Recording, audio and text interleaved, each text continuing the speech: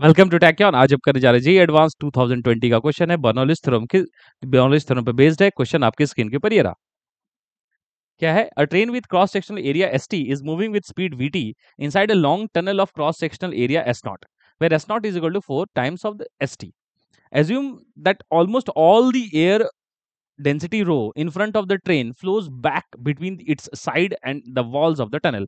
Also, the air flow with respect to train is steady and laminar. Take the ambient pressure and that inside the train to be P naught.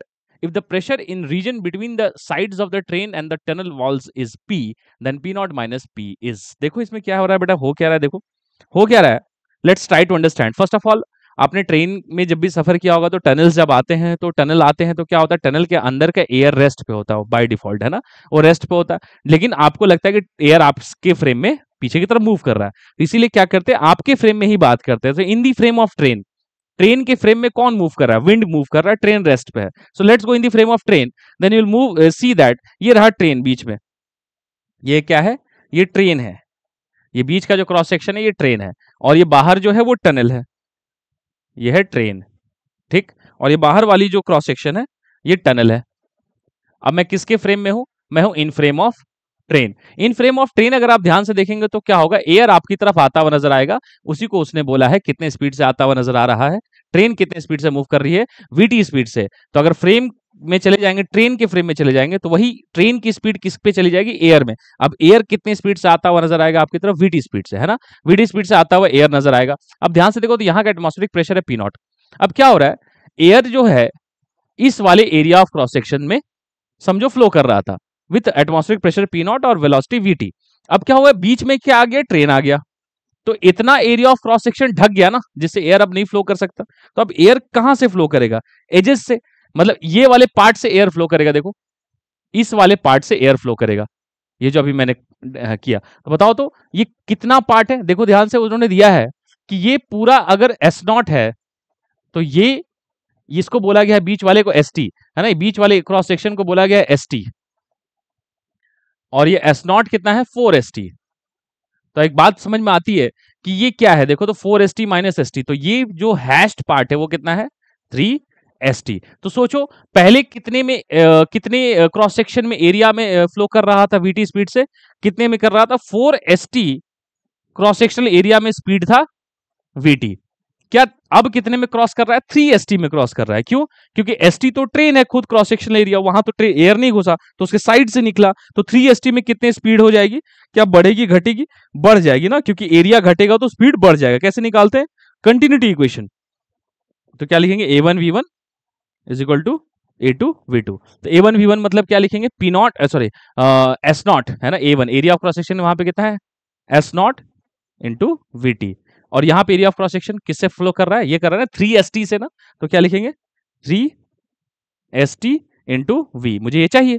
अब ध्यान से देखो तो क्या लिखूंगा मैं, S not की जगह मैं लिख सकता हूं 4st, VT is 3st we, है ना. तो देख st कट गया, तो क्या लिखेंगे, v इज इक्वल टू, या v इज इक्वल टू कितना आ रहा है, 4 वीटी बाई 3. मतलब वो जो गैप है ट्रेन और टनल के बीच में, उस गैप में इतने स्पीड से हवा फ्लो करेगी, मतलब आप खिड़की से अगर जब आप देखेंगे तो खिड़की से आपको इतने स्पीड से हवा मूव करते हुए नजर आएगी बाहर में, ठीक है ना. अब हम लोग क्या करते हैं, बर्नौलीज थ्योरम लगाते हैं. कहां से कहां, देखो अब हम लोग बर्नौलीज थ्योरम लगाएंगे from cross section two cross section. आपको पता होगा बर्नौलीज थ्योरम लगाया जाता है. तो अभी देखो तो क्रॉस सेक्शन कहां से कहां हम जाएंगे, बर्नौलीज थ्योरम अप्लाई करेंगे between S not and 3st. और एस नॉट मतलब या ज्यादा अच्छा होगा इसमें, एस नॉट ना बोलकर बिटवीन 4st एंड 3st, है ना, 4st and 3st Bernoulli's theorem. अब ध्यान से तो 4st में क्या है, प्रेशर पी नॉट, और वेलोसिटी कितनी है, suppose half rho VT square. और 3st में देखो प्रेशर कितना हो चुका है, वही बोला है, इस बीच वाले गैप में प्रेशर है पी, प्रेशर हो जाएगा पी, और वेलोसिटी है वी.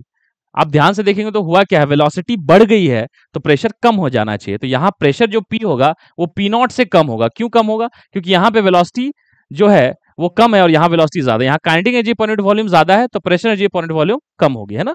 तो ध्यान से देखो तो यहाँ होगा पी प्लस, यहाँ क्या लिखेंगे, हाफ रो वी स्क्वायर. पूछा क्या है तुमसे, उसने पी नॉट माइनस पी ही तो पूछा है. तो P naught minus P is half rho common ले लो, v square minus v t square, और v की वैल्यू कितनी है 4vt/3। तो क्या लिखेंगे, P naught minus P is half rho, क्या लिखेंगे वी स्क्वायर मतलब 4vt/3 का होल स्क्वायर,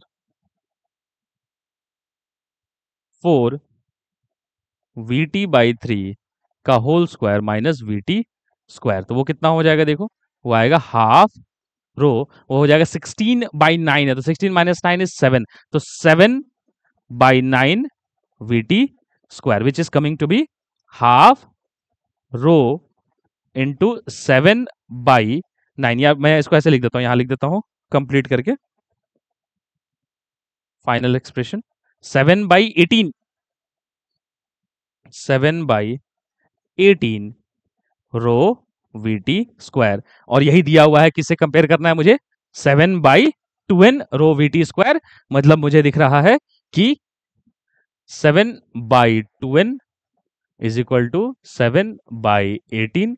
तो क्या होगा, देखो 7 7 कट गया, सो 2n इक्वल टू 18, तो n equal to 9। So this is the answer. देखा जाए तो दो इक्वेशन यूज हुआ है, एक हुआ है continuity equation a1 v1 is equal to a2 v2, और एक हुआ है Bernoulli's theorem p1 plus half rho v1 square is equal to half rho v2 square plus p2, है ना। ये दो चीजें यूज हुई हैं, कहां से कहां, 4st से 3st के बीच में। ठीक है, मिलते हैं नेक्स्ट क्वेश्चन में, till then take care and bye.